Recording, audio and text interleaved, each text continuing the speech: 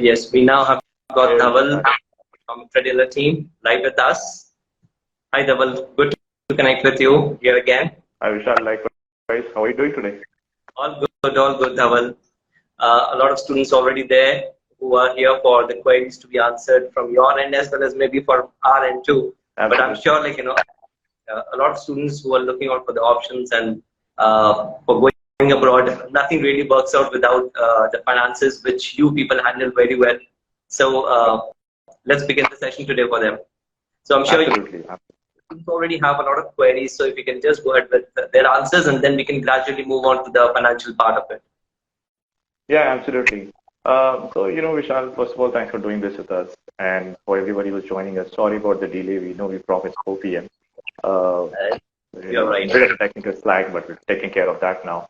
So good time to do this, 4 p.m. on a Friday. That's what I call as a magical hour because the anticipation of the weekend is building up.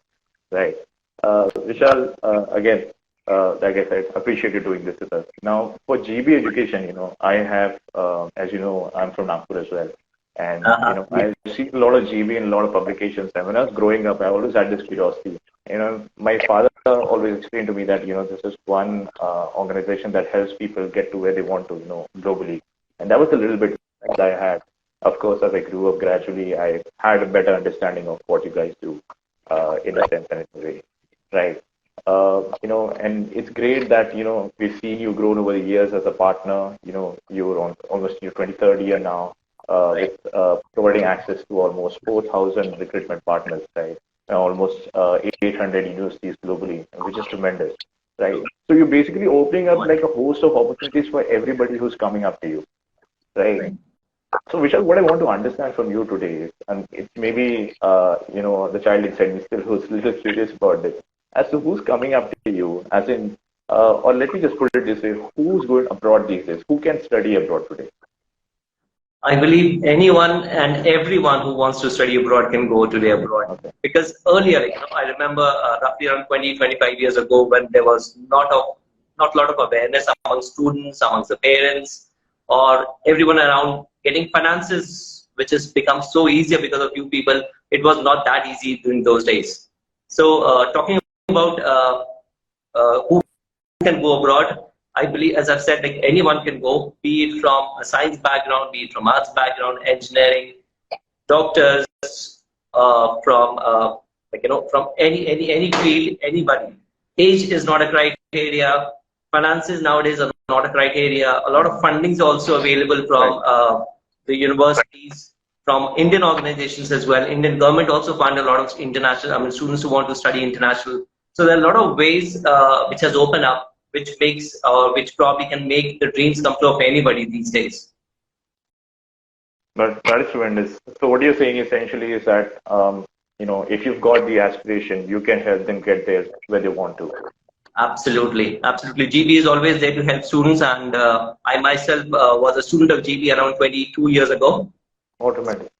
So when I graduated, GEEBEE as a company, I've seen them as a student, now as an office for last 17 plus years. Mm-hmm. So yes, we are here to make all dreams come true, whosoever. Tremendous.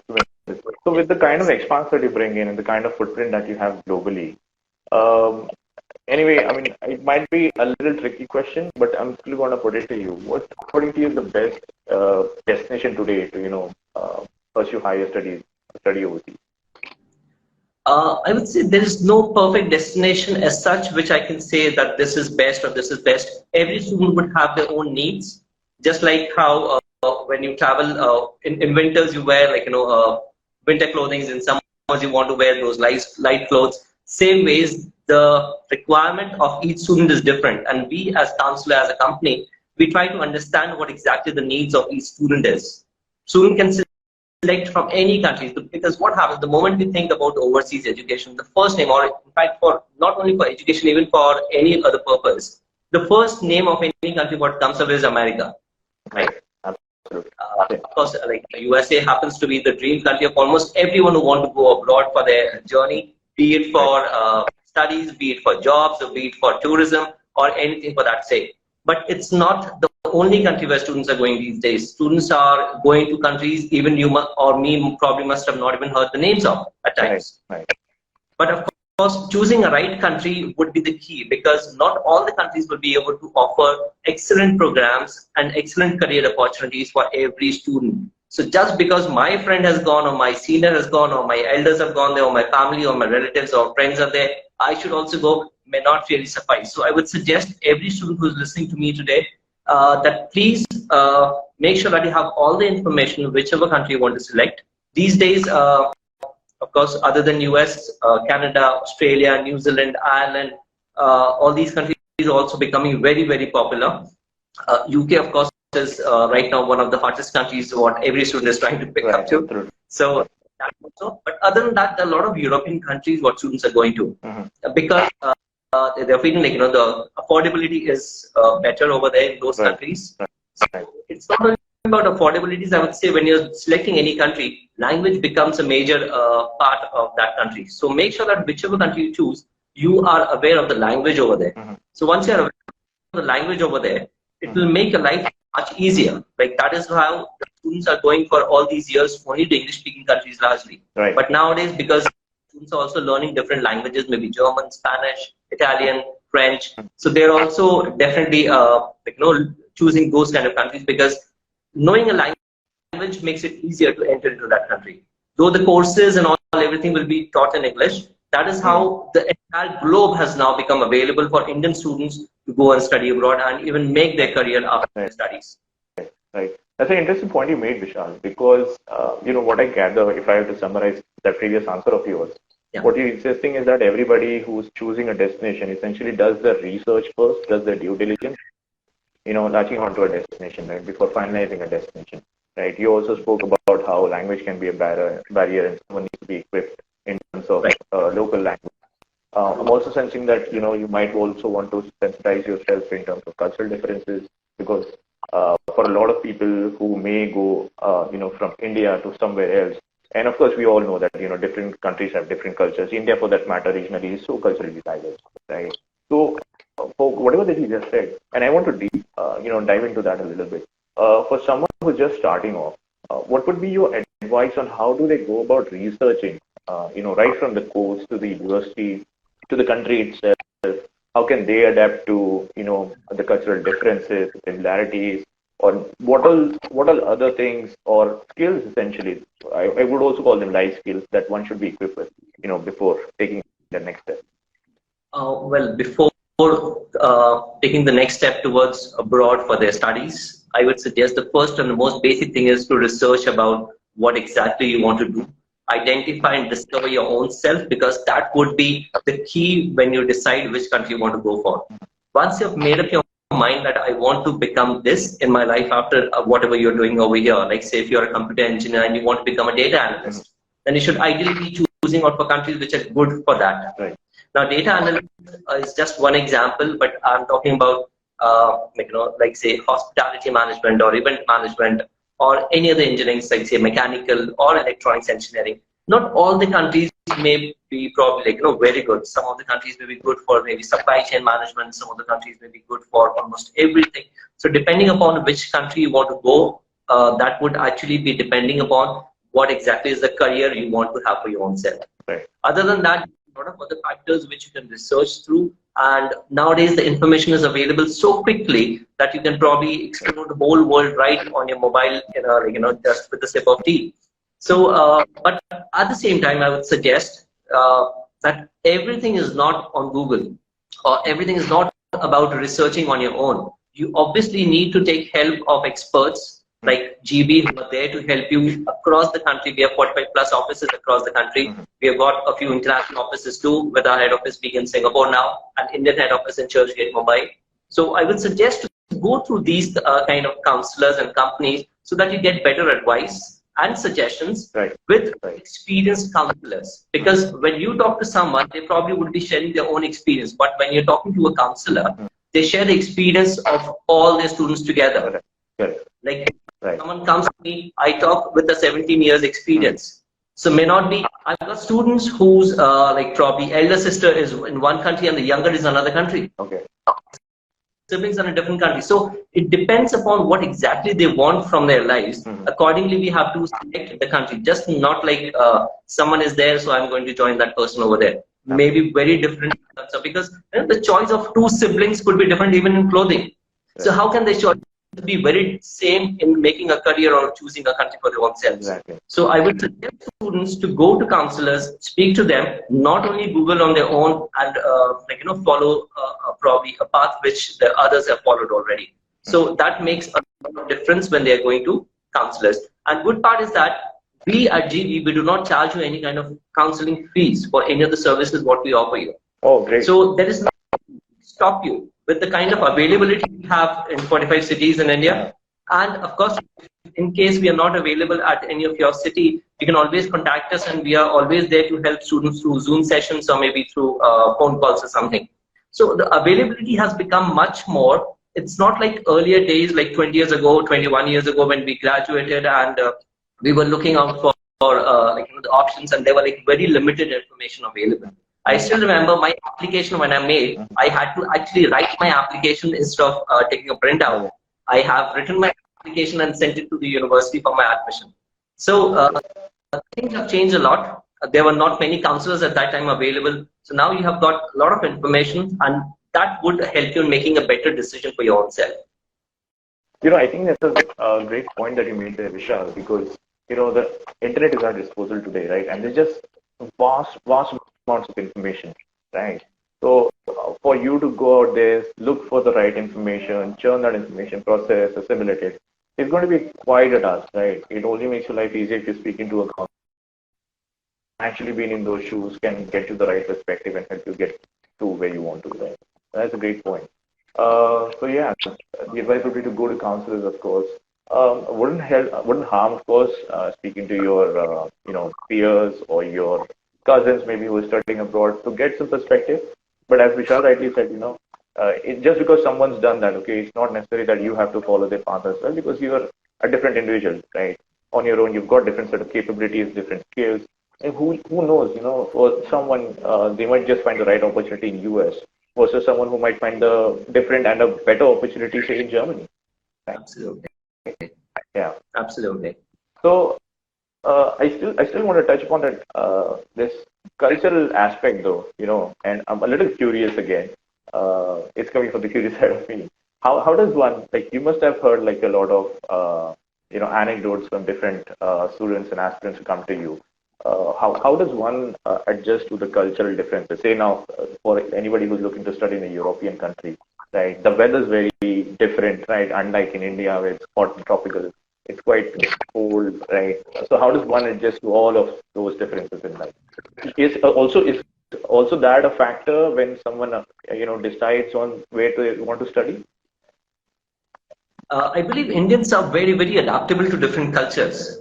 I mean, we ourselves are from one of the most culturally diverse countries in the world. I mean, number of religions and the states what we have, probably no other country has. And that gives us more adaptability towards accepting other cultures. And that is why Indians are so appreciated all over the world. When it comes to choosing countries and adjusting with their culture and all everything, Indians are settled almost in all parts of the world. Of course, majority of them would be settled in English countries, like, because these are the traditional countries wherein Indians have migrated, and now generations or probably third or even fourth generation must have come up now in these countries. And because of the study thing, also a lot of students have gone for all these years, and they have settled down eventually, making it more popular amongst Indians to go and study there. Secondly, because English countries, the major problem what normally students would face in terms of culture would be a language thing. Now, when you go to an English country, you at least do not struggle with communicating with the local people. That makes you more adaptable or friendly to one of the families of which you are staying with, or at least with your neighborhood, because you're communicating well with them. The moment you go to any country wherein you're not able to communicate well in their own language, with their own native language, that is the time you struggle in terms of adapting the culture.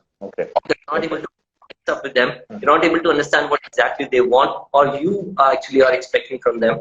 That is why we suggest students to choose a country wherein you are good in the language. So European countries could be excellent options, but not all the European countries could be good if you cannot speak the language. But English countries are definitely more welcome. Secondly, they celebrate the festivals also equally well. All the universities across the world, they celebrate Indian festivals. Probably how they're not even probably celebrated in our institutes at times. Is it? You know, they give a lot of importance to the cultures of others too. So, and Indian students probably contribute more than any other nationalities in almost every university in the world. So you'll always find it easier to gel up with other students, and that is how you mix up more with the local crowd too. You know, so that is how your networking with the locals also begin. Because if you are probably a fresher and so you normally will have a peer mentor who probably may belong to your own country. That is how you start adjusting in the university, and then gradually get your network done and in the society around your neighborhood also. So universities also help students a lot in terms of adjusting with the culture. And I'm not talking about only the culture of the local culture over there. In fact, even if you have some religious things to be followed, the universities help you even for that. So you're not even making any compromise on that part, because the universities overseas respect that too. So in terms of everything, I would say going overseas is like learning new things every time. Exploring yourself to the global environment and the global cultures and learning new things make you a very different and a very mature human being too at the same time. Right. I think I agree. And of course, for what you just mentioned, I've of course read in different publications on the internet in general, how universities are coming together, celebrating different cultures. And it's just so great to watch and know, right? So Vishal, we've gathered all information, right? We know what university to go to, we know which country to go to, what course to pick. All of that is settled, right? What's the right time to start applying then? When does one apply? It would depend upon which country you want to go for. But ideally, when you decide to go overseas, you should ideally be starting your procedure of 1 to 2 years in advance. Oh, okay. Majority, because all the universities in the countries would have different criteria in terms of making applications. And the deadlines for the applications, the examinations, what you need to appear for. So your tentative period to when you fly from here and when you start should be in the range of 1 to 2 years. The earlier you start, the better it becomes for you, because you are in a better state to identify what exactly the different options for you are. You're able to research more. You are able to arrange for your finances too in a better place. Your travel arrangements can be made earlier, accommodation, everything can be done much earlier. But going through consultant always helps you, because there is someone at least who is holding a hand and leading your way towards your goal. So that makes a lot of difference, because there you even save a lot of your time.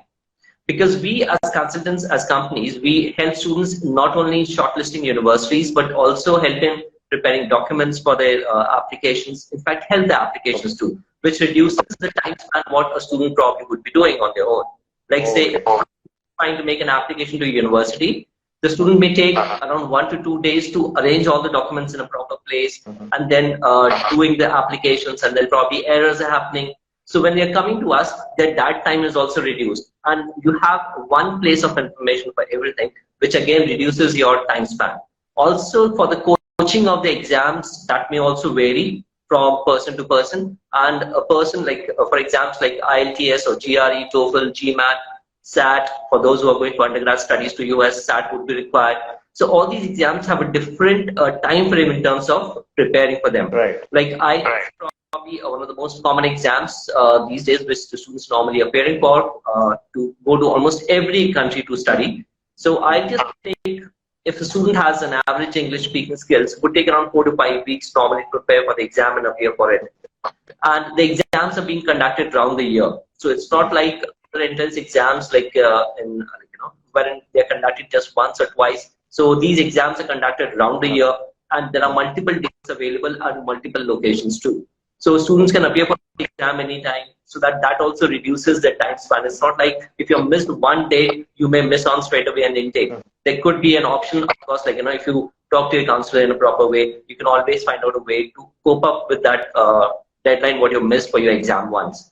Secondly, because we help in shortlisting universities, we tell you what universities could be good for what courses, which countries could be good for which which career options. So that is how the research time is also reduced of a student, because they have all the information at one place. We also network them with our students who are already studying overseas, so that they can take a better and a real-time decision. And also, a lot of students, when they go for the coaching for the exams and other things, they meet students from different, who are planning to go to different countries, rather, I would say, and from different career aspects. So they get to meet them, they get to know more about the real-time things, what is happening, instead of just Googling everything or just trying to watch out for videos on YouTube or something. So that helps a lot in terms of reducing the time span of right from deciding to go overseas and to flying overseas. At times we have helped students in just 3 weeks time, they have come to us and they have flown in 3 weeks time. So it depends on situation to situation also at times. Understood. So Vishal, that's an interesting point you made, because what you're expecting essentially is for students and aspirants to have enough buffer before they fly out, right? And then brings me to the next question, that during this time, I think it's also sufficient time for you to understand what would be your funding requirement, right? How do you help students estimate what amount of money are they going to need, once they fly out, or once the course starts, essentially, wherever they want to study? How do you help, in this aspect? Of course, you people come into picture when whenever anyone comes and talks to us about going overseas, because the first question what anyone asks about what would be the funding, especially the parents, how much money would be required? Because look, India is mostly people here are still middle class. Not everyone is that exposed that going overseas could be could be an easier thing, or probably is something which is just for a limited few lucky ones in the society. Well, the days have gone because of a company like HDFC Credila, because you people gives loans without collateral security, and a lot of other things are there. So when a student comes to us, of course, the funding part plays the most important role, and depending upon which country they're going to, of course, the funding changes. Like if someone wants to go to US, the cost of study for a minimum 2 years masters could be around 40 to 50 lakh rupees. So that for a high amount of funding. So sometimes students do not really want to invest that kind of money. So for them, the other countries could be there, like say maybe UK, wherein the masters can cost you as low as around 12 to 15 lakh fees, tuition fees. And even Canada, for that sake, wherein the certificate courses and diploma courses around 8 to 10 lakh rupees for a year. So same ways, different countries would have different financial requirements, and understanding the needs of the students, not only in terms of their academic and their career aspirations, but also what is feasible in terms of finances for them. So we help the students accordingly to choose a country, and then recommend students, once their offer letters are in place or their IELTS is in place, to go ahead and apply for education loans from organizations like HDFC Credila. Great. So, Vishal, as a follow-up to that, what I wanted to ask is, and of course, you've been a long-standing partner of ours, right? And we've, you've referred so many students, and we've been able to, together you and us, we've been able to fulfill so many dreams, right? So, in what circumstance, I probably might be putting in a spot, but in what circumstance do you typically advise someone to go for an education loan? I would say there is no right circumstances, because every circumstances can be made correct. And in case if someone is having a good career over here, then also they can go for something better. In case someone is struggling for a career over here, they definitely also have better standing when it comes to going overseas for their further studies. Freshers who are looking out for more specializations or making a career abroad because they are in a more experimental view. So they can also go. People with some years of experience. At times, wife wants to go and study. The husband may get the work visa also, or the husband wants to go and the wife gets a work visa. Then, that ways, almost everyone can make their dreams come true, I would say. So no situation is something which is blocking you or stopping you from taking this decision of going abroad for your further studies. So there's always a proper way to do it, of course, and choosing a correct country and a proper program which matches your career interest. Probably this career interest is most important, rather than always choosing about the course is not actually like, if someone comes to me that mujhe MBA karna hai, there has to be a reason to do an MBA, right? So if someone is not really that much keen to do an MBA, or probably just want to do it because it's an option to do after your bachelor's, no, there can be different countries, different courses which can be selected. to go abroad and for the study, to make a better career rather. Yes. Great. That's an interesting point, Vishal. As far as again funding is concerned, as you mentioned, you and us, we've been partners for so long, and rightly so, because while you've opened opportunities, right, to almost 750 universities across the world, right? It also, it's more of a synergy, right? Because we also provide access to almost 4,000 universities across the world, right? They're all tied up with us. We're funding every requirement, every course that whoever comes to us as a requirement, right? Um, and as far as education loan is concerned, to my question again, and again, this is purely from experience, right? I'd rather share an anecdote with you. As far as funding is concerned, I happened to bump into a friend in Delhi, a very good friend of mine, who I knew for a fact that was going to INSEAD Paris, and I was one of these trips to Delhi, to our corporate office, where I actually bumped into him, and I was kind of surprised uh, to see him sitting there. Of course, number one, because he's a friend, and number two, because in my mind, I always thought that he was going to, get it funded from his parents. And he comes from a very, well-to-do background. So in my mind, I was thinking that maybe his parents would finance that. But what he said actually stuck with me when I asked him why he wanted to take a loan is because he wanted to take charge of his own education. Right? Stuck with me because the kind of sense of responsibility that he had towards what he wanted to do. And of course, with his credentials and the college he was going to, he was pretty confident about the fact that he was going to come out with a great job and be able to, pay off the loan essentially in a few years. But it was great, from completely from an emotional standpoint. It was great to see, or also get to, sort of to be told that, he's actually taking responsibility for what he wanted to do and how he wanted to take things there. And so that's where I wanted to come from. If you've come across any aspirants or students maybe who had like a similar sense of responsibility. Certainly, certainly. It's not only about responsibility what a student wants to take. I believe it's financially even viable, more viable for the parents also to go for education loan. Because first of all, these days education loans are at a very subsidized price, Right. rate of interest rather, I should say. Secondly, students can get loans even without collateral security. That means no property or something has to be mortgaged. Like HDFC Credila gives, loans for whatever amount the students want to, Right. and most important, the interest what is being paid is also getting a benefit to the parents in terms of income tax. Absolutely. So they can get that too. So these are the things also we also explain to the students initially when they come to us, that why it is good if you go for an education loan. Secondly, when some parents also come to us that I have already saved, Indian parents normally save money for three things in their life. Normal middle class, say, that family like mine, I should say, rather not even middle class, that बच्चों का शादी करवानी है, बच्चों की पढ़ाई करवानी है, और एक घर बनाना है. Right? That is what a dream of a normal Indian person would be.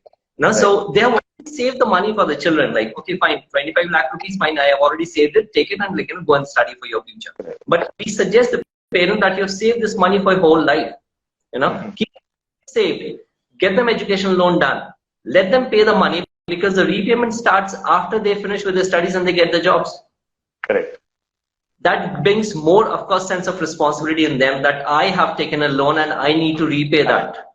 And because by the time students go for their master, they're already mature enough to understand their own responsibility, like what you've said, that your friend was feeling responsible for himself. Right. So that is what we also make in our counseling understood to the student, that it's good if you can take an education loan and then pay it from your own earnings after you've done that. So your parents are also more proud of you, and you are also more independent, and you are in a better confident position that I can take decisions for my own self. Right. Right. So Vishal, since we are talking about funding, right, and of course then the question arises, how does one go about applying for a loan, right? And how does one get a loan? It's very, it's an easy process, right? It's a three-step process if I were to break it down into, right? Number one is, of course, people have made it easy to get loans. Well, I'll take that as a compliment, of course. But coming back to what I was explaining, right? So it's a three-step process, right? It's pretty easy, rather, I'd say. So first is, of course, you applying with us. Second is, of course, you submitting the relevant documents that we need to process this. And third, us reviewing your loan application, of course, sanctioning it and essentially disbursing that money. So that's how I see it. That's how I want to break it down. Which brings me to point number 2, right? Where, of course, you also spoke about how people should have like a headway of around a year or so that they begin collecting documents and, begin applying. Which also reminds me this sanction letter is also an important part of applying to a certain country, right? I mean, whenever you're applying for visa, what you essentially ask for is a sanction letter as well, right? Is my understanding correct? And would you want to add on to a list of documents there? So when it comes to making a visa application, of course, finances are the most important. And almost every country gives a lot of importance to the finances when they're coming from educational loan from recognized institutions like HDFC Credila. So only a loan sanction letter can suffice for almost all the countries. Like countries like UK, US, Australia, New Zealand, Canada, all the Ireland for that sake, or any other European countries, they are more than happy to have just a sanction letter without any disbursement done before the visa is stamped on your passports or before the visa is approved for you. So education loan plays definitely a very important role. And what do you say? In terms of documentation, of course, your parents' income tax returns are also required for most of the countries. Then your academic documents, of course, are there. So your fundings and your finances, your assets also plays an important role. But most important, I would say, is the education loan. Because after looking at the education loan, many embassies across the world, they do not even see to other financial things of a student. Oh, okay. That's great to know. Credila, of course, like, I believe gives 100% loan sanction. Right.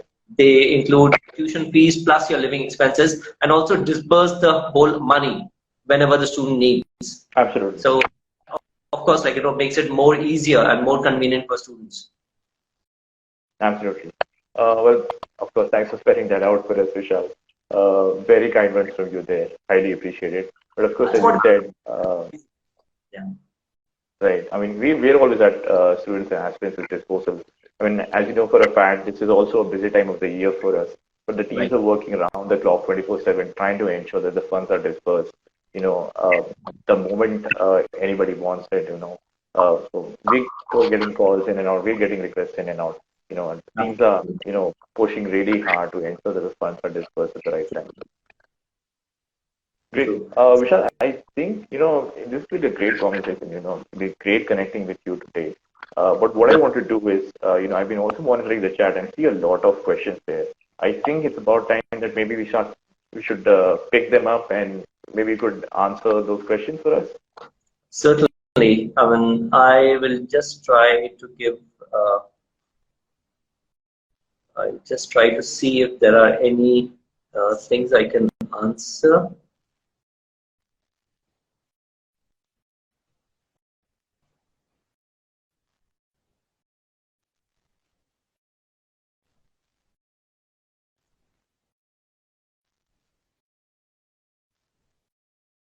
But I see a plenty of questions on how someone can apply for an education loan. Folks who are, part of the live right now, please head on to our Instagram page. There's a link in the bio. Click on it. Okay, you'd land on an application form. Just fill it out, and we'll ensure that our team gets in touch with you and helps you through the process.